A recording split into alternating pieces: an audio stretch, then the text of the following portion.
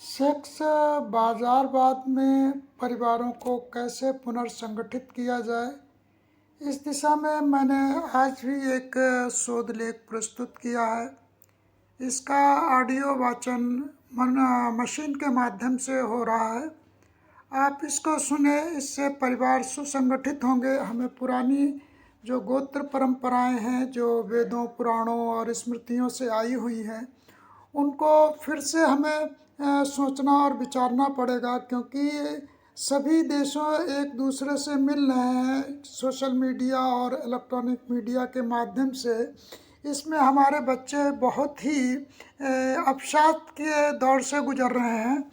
उन्हें करना क्या है वो नहीं समझ पा रहे हैं, और इसका वैश्वीकरण, सेक्स बाजारवाद उपयोग कर रहा है अपने आर्थिक लाभ के लिए।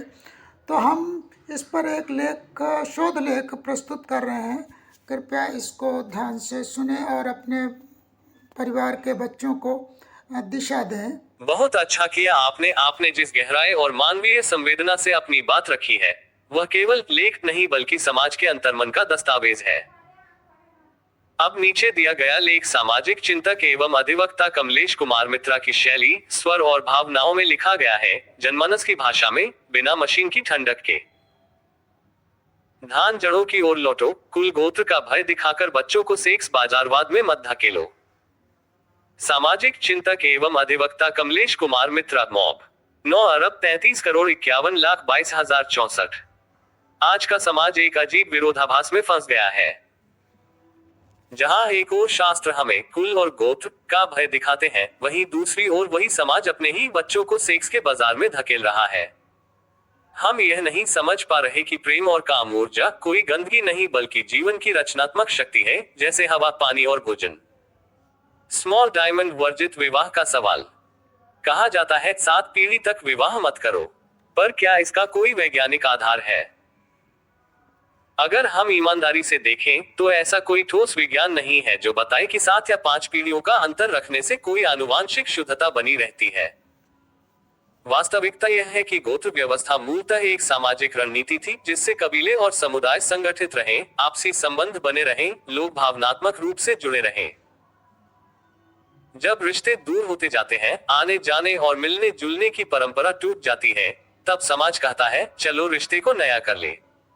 ये वैज्ञानिक नहीं, भावनात्मक पुनर्संयोजन की परंपरा थी, ताकि संबंधों में फिर से आत्मीयता लौट सके।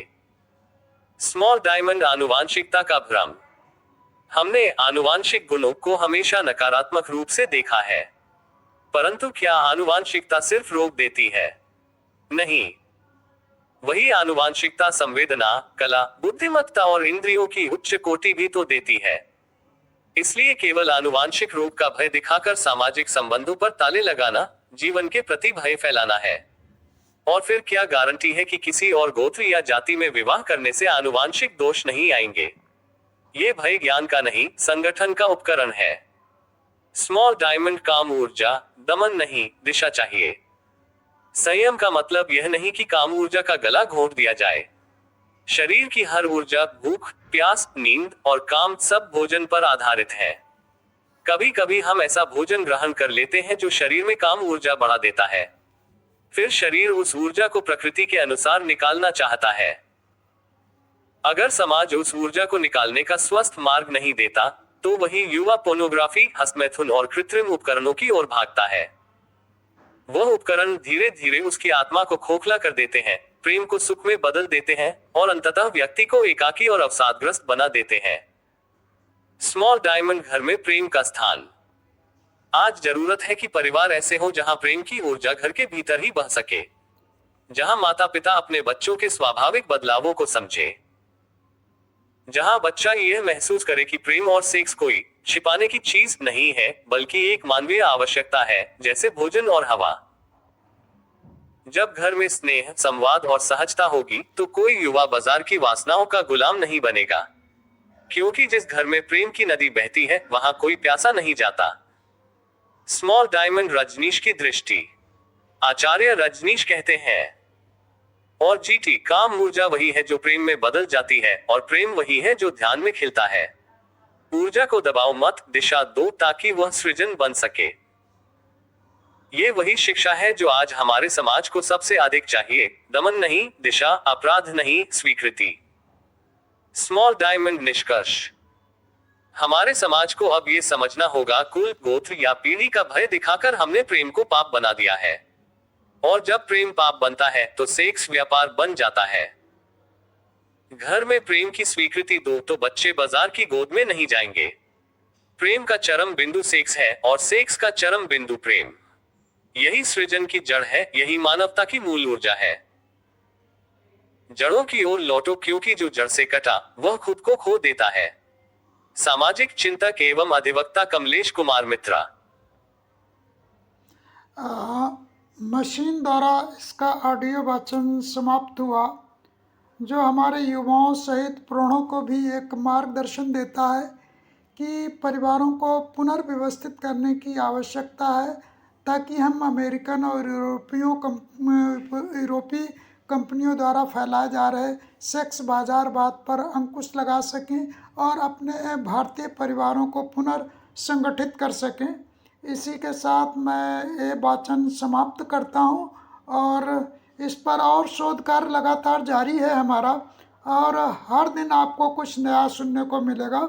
हमारे साथ बने रहें और हमारी इस संस्कृति को विस्तार देने के लिए आप हमारे वीडियो का प्रचार प्रसार भी कर सकते हैं, क्योंकि अगर आप चाहते हैं एक विचारधारा समाज के बीच फैले तो इसमें आपको भी अपना कंट्रीब्यूशन देना होगा। इसी प्रार्थना के साथ मैं अपनी वाणी को विराम देता हूँ। मैं अधिवक्ता कमलेश कुमार मित्रा एक सामाजिक चिंतक हूँ और इस पर हमारा लंबे समय से शोध कार्य चल रहा है। हालांकि मेरा मूल विषय आर्थिक समानता था, लेकिन बीच में कुछ घटित घटनाओं ने मुझे इस विषय पर सोचने पर, विचार करने पर प्रेरित किया है। इसलिए मैंने अपने आर्थिक समानता के विषय में इस विषय को भी सम्मिलित किया है, क्योंकि समाज होगा और अच्छा समाज होगा तभी हम आर्थिक समानता के विषय को और अच्छे ढंग से रख पाएंगे। और आर्थिक समानता हमें किसके लिए चाहिए? अपने समाज के लिए ही तो चाहिए। इसलिए पहले समाज को सुव्यवस्थित करना आवश्यक है। भारतीय संविधान में सामाजिक, आर्थिक और राजनीति की बात की, तो राजनीति तो हमारा कार्य का विषय नहीं है, क्योंकि राजनीति में बहुत से लोग बढ़ चढ़ कर अच्छा कार्य कर रहे हैं। लेकिन जो समाज और अर्थव्यवस्था का विषय है, मैं उसे ही केंद्र में रखकर चीज़ों को व्यवस्थित करने का प्रयास कर रहा हूँ। सबका मंगल हो, कल्याण हो।